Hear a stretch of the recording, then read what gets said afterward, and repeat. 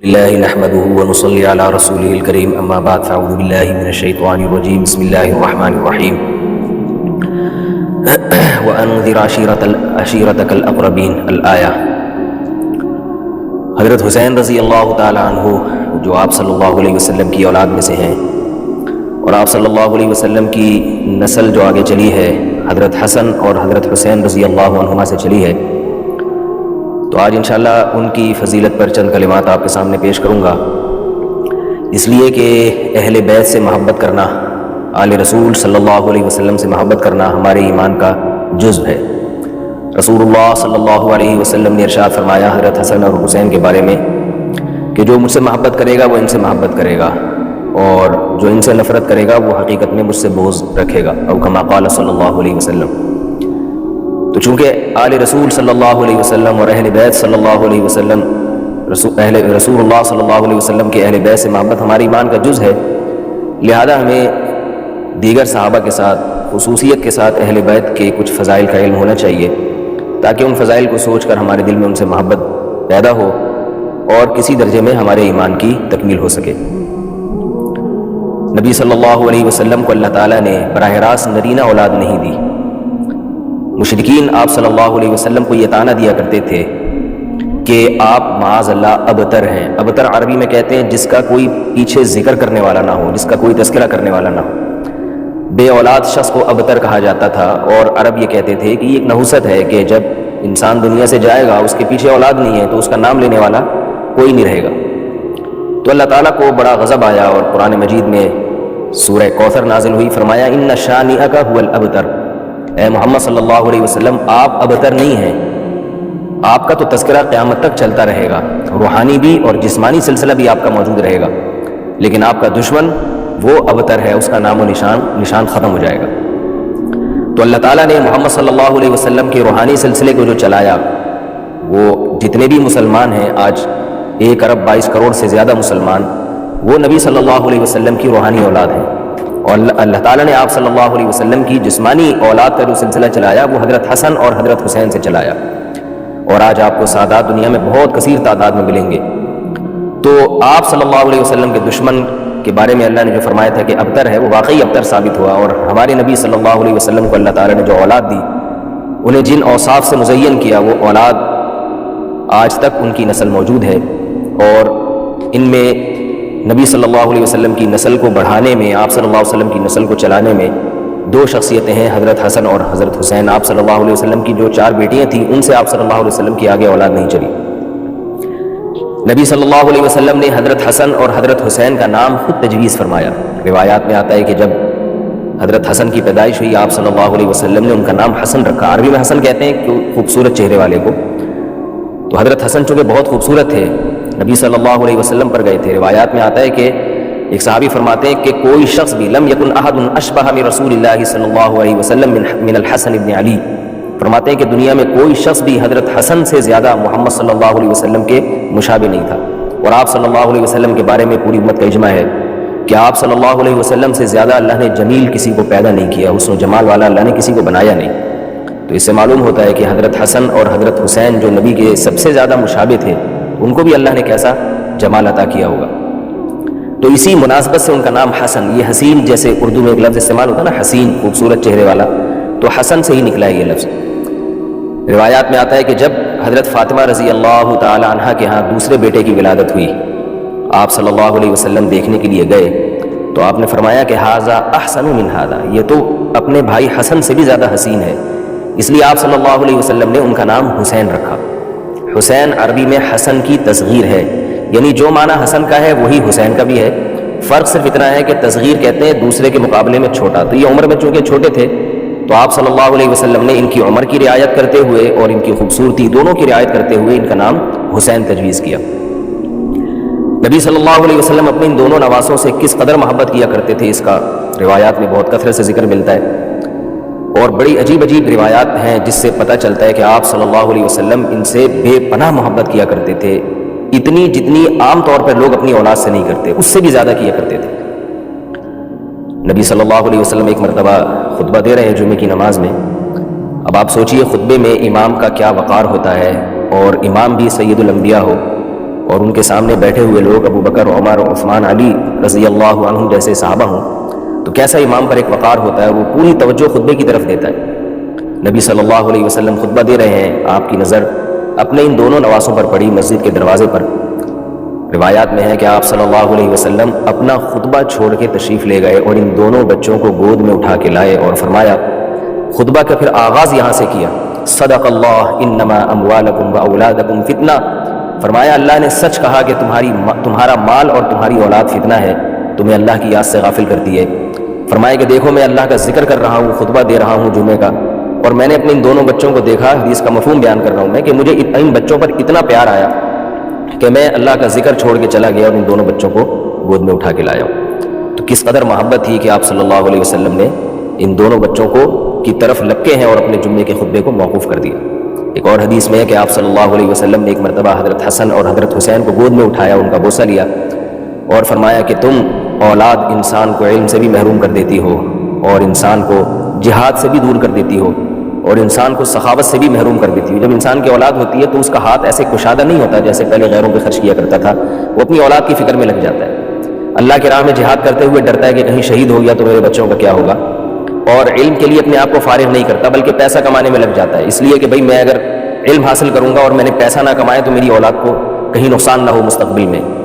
تو آپ صلی اللہ علیہ وسلم نے اپنے ان بچوں کو گود میں اٹھا کے فرمایا کہ تم اولاد میں یہ تینوں عیب ہیں، لیکن اس کے باوجود فرمایا وَإِنَّكُمْ لَمِن رَيْحَانِ اللَّهِ، لیکن اللہ کی قسم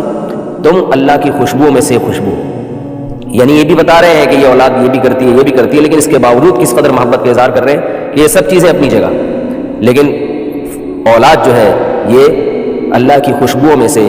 ریحان بہترین خوشبو کو کہا جاتا ہے، اس خوشبو میں سے ایک خوشبو، بہت زیادہ آپ صلی اللہ علیہ وسلم محبت کا اظہار کیا کرتے تھے۔ بعض روایات میں آتا ہے صحابی کہتے ہیں ہم جب نبی صلی اللہ علیہ وسلم کے گھر تشریف لے جاتے ہیں تو بسا اوقات دیکھتے ہیں کہ حضرت حسن اور حضرت حسین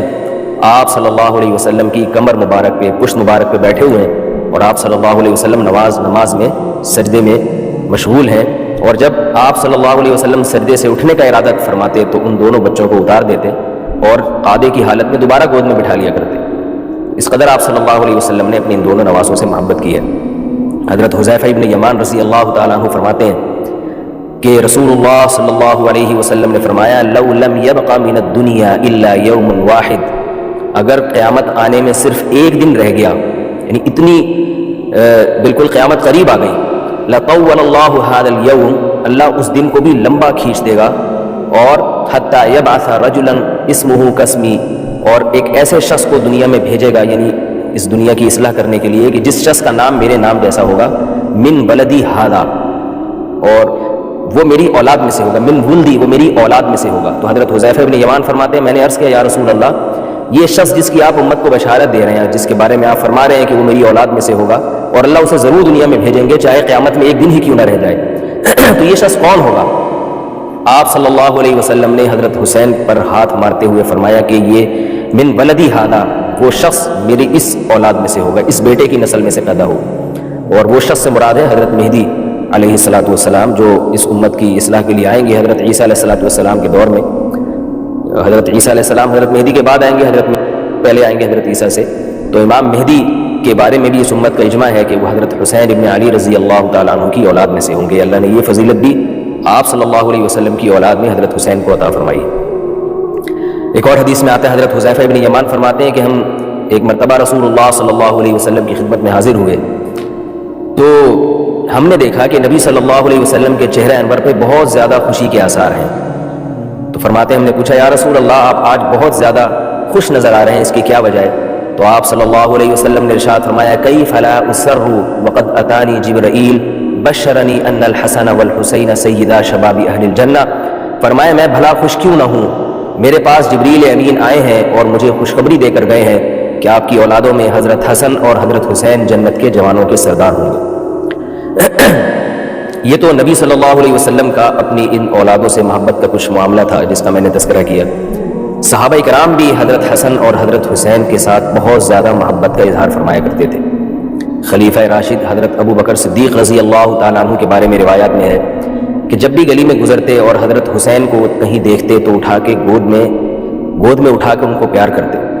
ایک مرتبہ حضرت ابو بکر صدیق رضی اللہ تعالیٰ عنہ نے حضرت حسین کو گود میں اٹھا کے پیار کیا اور فرمایا، اور آنکھوں سے آنسو جاری ہیں، اور اس حدیث کے راوی بھی حضرت علی رضی اللہ تعالیٰ عنہ ہیں، فرماتے ہیں کہ ابو بکر کی آنکھوں سے آنسو جاری تھے،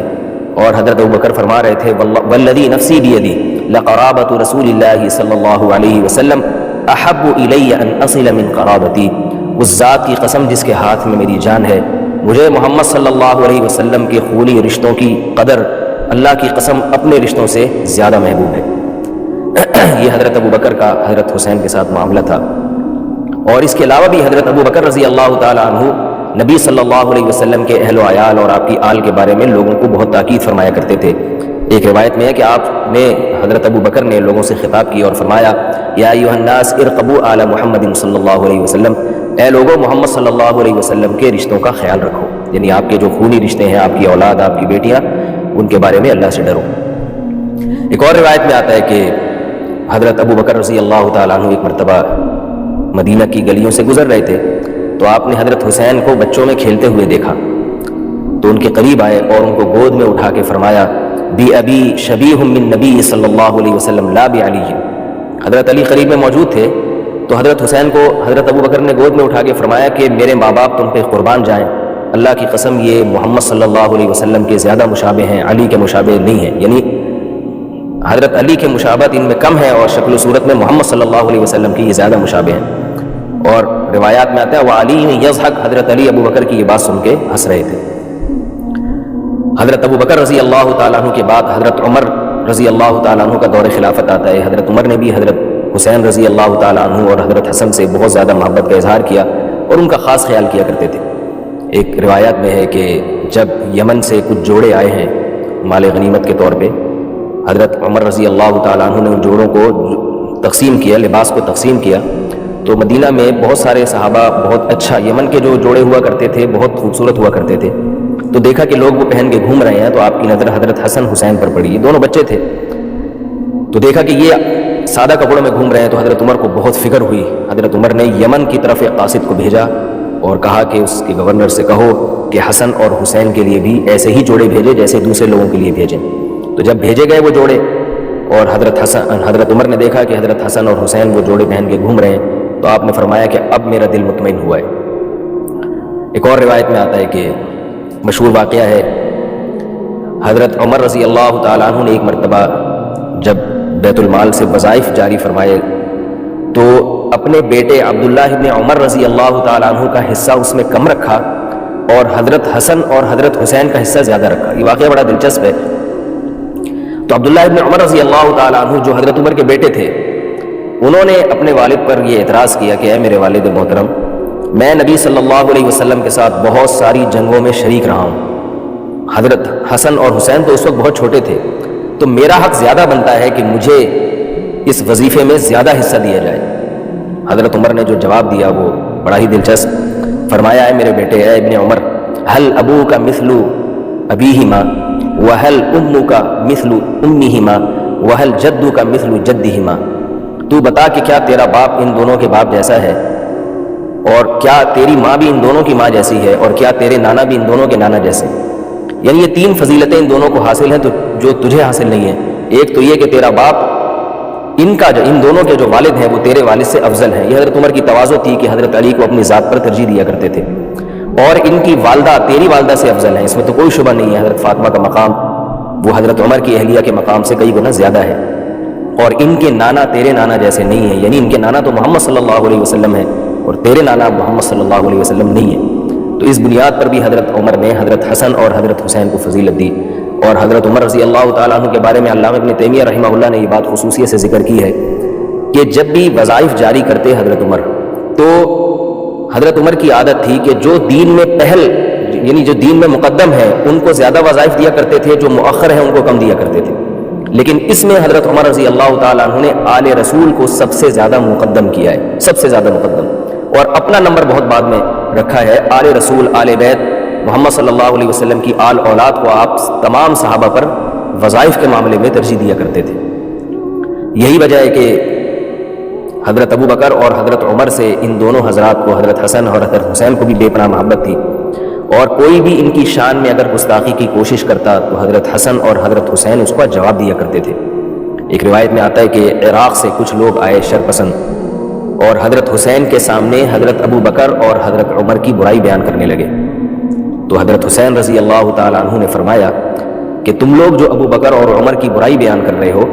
تو مجھے یہ بتاؤ کہ قرآن مجید میں 3 قسم کے مسلمانوں کا بیان ہے، چوتھی قسم کوئی بھی نہیں. ایک قسم تو وہ ہے جن کے بارے میں قرآن فرماتا ہے والذین ہاجروا فی سبیل اللہ واخرجوا من دیارہم، وہ مسلمان جنہوں نے ہجرت کی اور ان کو اپنے گھروں سے نکالا گیا. تو فرمایا کہ بتاؤ ابو بکر اور عمر ان میں سے ہیں یا تم ان میں سے ہو؟ ان لوگوں نے کہا ہم ان میں سے نہیں ہیں، ابو بکر عمر ان لوگوں میں سے ہیں جن کو گھروں سے نکالا گیا. حضرت حسین نے فرمایا دوسرا طبقہ مسلمانوں کا وہ ہے جس کو قرآن بیان کرتا ہے والذین تبوؤا الدار والایمان من قبلہم یحبون من ہاجر الیہم، وہ انصار صحابی جنہوں نے مہاجرین کے ساتھ مدد کی، مہاجرین کو ٹھکانہ دیا. تو کیا تم ان انصار میں سے ہو؟ وہ عراق سے جو فتنہ پرست لوگ آئے ہوئے تھے انہوں نے کہا نہیں ہم ان میں سے بھی نہیں. حضرت حسین نے قرآن کی تیسری آیت تلاوت کی. فرمائی ایک طبقہ تو قرآن میں مسلمانوں کا وہ بیان کیا جنہوں نے ہجرت کی، گھر بار چھوڑا. دوسرا طبقہ قرآن نے وہ بیان کیا ہے جو انصار تھے جنہوں نے ان مہاجرین کو پناہ دی. اور تیسرا طبقہ بعد میں آنے والے وہ مسلمان جن کا قرآن میں ان الفاظ کے ساتھ تذکرہ ہے یقولون ربنا اغفر لنا ولاخواننا الذین سبقونا بالایمان ولا تجعل فی قلوبنا غلا للذین آمنوا. فرمایا قرآن مجید میں آتا ہے کہ کچھ لوگ بعد میں آئیں گے، وہ ایسے ہوں گے جو یوں کہا کریں گے کہ اے اللہ یہ جو انصار اور مہاجر صحابہ ہم سے پہلے گزر چکے، اے اللہ تو ان کی خطاؤں کو معاف فرما دے اور ہمارے دل میں ان سے بغض پیدا نہ کرنا بلکہ ہمارے دل میں ان سے محبت پیدا کرنا. تو یہ وہ تیسرا طبقہ ہے جو انصار میں سے بھی نہیں ہے، مہاجرین میں سے بھی نہیں ہے، لیکن انصار اور مہاجرین سے محبت کرنے والا ہے. تو حضرت حسین نے فرمایا کہ تم اس قسم میں سے بھی نہیں ہو، کیونکہ اگر تمہیں محبت ہوتی تو ابو بکر اور عمر کی تم برائی بیان نہ کرتے. تو اس طرح دلائل کی دنیا میں حضرت حسین نے حضرت ابو بکر اور حضرت عمر کا دفاع کیا. اور یہ بات بھی ایک تاریخی حقیقت ہے کہ حضرت عمر رضی اللہ تعالی عنہ صرف آل رسول سے قرابت داری مضبوط کرنے کے لیے حضرت علی کو پیغام نکاح بھیجتے ہیں کہ میں آپ کی بیٹی ام کلثوم سے نکاح کرنا چاہتا ہوں. حضرت علی نے انکار کیا، فرمائے میری بچی کی عمر آپ سے کم ہے، آپ کی عمر زیادہ ہے. تو حضرت عمر کا مشہور مقولہ ہے، فرمایا واللہ اللہ کی قسم میں نے نبی صلی اللہ علیہ وسلم سے یہ کہتے ہوئے سنا کل نسب و سبب منقطع یوم القیامہ الا نسبی، کہ نبی نے فرمایا ہر نسب قیامت کے دن ختم ہو جائے گا سوائے میرے نسب کے. واللہ ما اردت بہ الباہ، اللہ کی قسم اے علی میری نیت خواہش نفس نہیں ہے، میں صرف محمد صلی اللہ علیہ وسلم کی اولاد سے اپنا رشتہ اور آپ صلی اللہ علیہ وسلم کی آل سے اپنا رشتہ مضبوط کرنا چاہتا ہوں. اور جب حضرت عمر کی شادی حضرت علی کی بیٹی سے ہوئی ہے، حضرت عمر اتنا خوش تھے، کئی ہزار کئی لاکھ 4000 دراہم کہتے ہیں کہ حضرت عمر نے مہر دیا ہے. اور جا کے صحابہ سے کہا کہ تم مجھے کیوں مبارکباد نہیں دیتے، یعنی ان کو ترغیب دی کہ مجھے خوب مبارکباد دو، اس لیے کہ میں نے جس سے نکاح کیا ہے وہ علی کی بیٹی ہیں اور نبی صلی اللہ علیہ وسلم کی بیٹی ہیں. یعنی 2 رشتے میرے مضبوط ہو گئے ان کے ذریعے کہ ایک تو علی جو خود داماد نبی ہیں، محمد صلی اللہ علیہ وسلم کے داماد ہیں، ان سے رشتہ مضبوط ہوا، اور ایک محمد صلی اللہ علیہ وسلم کی بیٹی میری ساس بن گئی ہیں حضرت فاطمہ، ان کی بیٹی سے میں نے نکاح کر کے نبی سے اپنی قرابت کو مضبوط کر لیا ہے. تو حضرت حسن اور حضرت حسین رضی اللہ تعالیٰ عنہ کا جو زمانہ ہے وہ حضرت عمر کے دور تک بچپن کا زمانہ ہے. یہ دونوں حضرات حضرت عثمان کے دور میں اپنے عہد شباب میں داخل ہوتے ہیں. اور جو عرب کا اس زمانے میں ایک کلچر تھا کہ تعلیم کے ساتھ ساتھ جسمانی ریاضت اور گھڑ سواری اور تیر اندازی، یہ ساری چیزیں حضرت حسن حضرت حسین نے بھی سیکھیں. اور حضرت عثمان رضی اللہ تعالیٰ عنہ کے دور میں پھر حضرت حسن اور حضرت حسین جہاد میں مسلمانوں کی فوج کے ساتھ شریک رہے ہیں. اور صحابہ کرام حضرت حسن اور حضرت حسین کی موجودگی کو اپنے درمیان فخر سے دیکھا کرتے تھے. افریقہ کی جنگ میں جب حضرت حسین رضی اللہ تعالیٰ عنہ کو بھیجا گیا ہے تو اس وقت جو جنگ کے کمانڈر تھے وہ لوگوں کو فخر سے بتایا کرتے تھے کہ اللہ کی ہمیں مدد کی پوری امید ہے، اس لیے کہ ہمارے درمیان محمد صلی اللہ علیہ وسلم کے بیٹے موجود ہیں. اس پہ فخر کیا کرتے تھے. اس کے علاوہ بھی بہت ساری جنگوں میں حضرت حسن اور حضرت حسین شریک رہے میدان جہاد میں جہاں جہاں ان کو موقع ملا. اور کربلا کے میدان میں حضرت حسین رضی اللہ تعالیٰ عنہ نے اللہ کی خاطر جان دے دی. روایات میں آتا ہے کہ جب ابن زیاد بدبخت کے سامنے حضرت حسین کا سر مبارک لایا گیا ہے تو ابن زیاد بدبخت حضرت حسین کے ہونٹوں پہ اپنی چھڑی کو پھیر رہا تھا. وہاں زید بن ارقم رضی اللہ تعالیٰ عنہ موجود تھے. انہوں نے ابن زیاد کو برا بھلا کہا اور فرمایا کہ اللہ کی قسم میں نے ان ہونٹوں پہ بارہا محمد صلی اللہ علیہ وسلم کے ہونٹوں کو رکھا ہوا دیکھا ہے. تو اس وقت صحابہ کرام کی کیا کیفیت ہوگی. ایک اور روایت میں آتا ہے حضرت ابو ہریرہ رضی اللہ تعالیٰ عنہ کسی جنازے کے ساتھ جا رہے تھے اس میں حضرت حسین بھی موجود تھے۔ حضرت حسین رضی اللہ تعالیٰ عنہ تھک کے کہیں بیٹھ گئے تو حضرت ابو ہریرہ نے جا کے ان کے پاؤں کو جھاڑا اور مٹی کو دور کیا، ان کے پاؤں کو صاف کرنے لگے۔ حضرت حسین نے فرمایا کہ اے ابو ہریرہ کیا کر رہے ہو؟ حضرت ابو ہریرہ نے فرمایا کہ اے حسین، میں آپ کے بارے میں جو کچھ جانتا ہوں اگر لوگ جان لیں تو آپ کو کندھوں پہ اٹھا دیں، یعنی مجھے آپ کے فضائل کا جو نبی صلی اللہ علیہ وسلم سے علم عطا ہوا ہے اس کے مقابلے میں یہ کم ہے جو کچھ میں کر رہا ہوں۔ حضرت حسن حضرت حسین رضی اللہ تعالیٰ عنہ ان دونوں حضرات نے بیت اللہ کا بارہا پیدل حج کیا ہے۔ حضرت حسن نے کہا جاتا ہے کہ 20 مرتبہ بیت اللہ کا